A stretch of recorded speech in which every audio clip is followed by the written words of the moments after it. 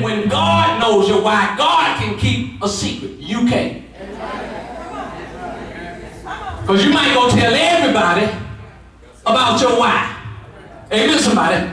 And you might get ahead of God if you knew your why. Because if God told you where you were going to end up, you'll say, I ain't going through all of that. I'm just going to go stand over here. And folks say, why are you standing right there? Because God told me where I was going to end up, so I just shortcut the process, and I just stood up here because I know this is where I'm going to end up. And then you missed everything that you needed so that your why can truly be determined to you and all of those that know you. See, God don't tell you why. Because if God gave you too much information, you'll mess it up. Y'all ain't saying nothing. See, you're trying to help God with his process. And you got to know that your why is bigger than you. That's why your why came before you. Because your why takes precedent over you. So God conceals. God hides. He shrouds your why, your purpose in mystery. He makes it a mystery. You don't even know.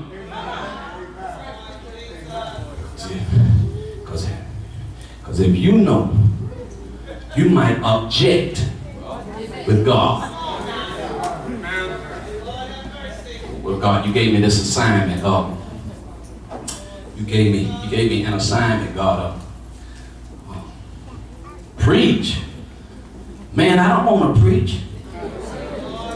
Can I get this to somebody else? You give me another assignment. I want to be rich. I want to be a music mogul. Amen. I want to run Rockefeller Records or something like that. Amen. God, I don't want to preach. It's hard to preach. Yeah.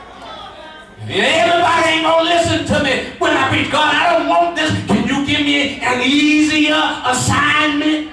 That's why God don't tell you. He got to get you there. And he got to not tell you because you might object to God and you might throw your purpose back at God. So he don't tell you anything. God knows, Christ knows, and the Spirit knows, but you got to find out. And you're going to find out when God make it manifest. God is going to make it manifest by you going through your what? Oh, Jesus, y'all making me take long. It's a secret. It's hid. It's a purpose. It's hid. It's embedded in you. God didn't tell you. God didn't tell the devil. Because if God told the devil, you told the devil, then the devil will stop it. He'll kill you before you get started. Because if he knows what's inside of you, then he'll try to kill you before you get to the manifestation of what God has placed in you. He'll rob you before you even get it. So he has to hide it from you. Amen. Somebody, he has to keep it a secret from you. But when he hides it in you, he'll allow you to have some what's. Because your what's are going to prepare you for the manifested why. Now the other why that we're going to concern ourselves with is the manifested why. That's when you come to a place when you realize,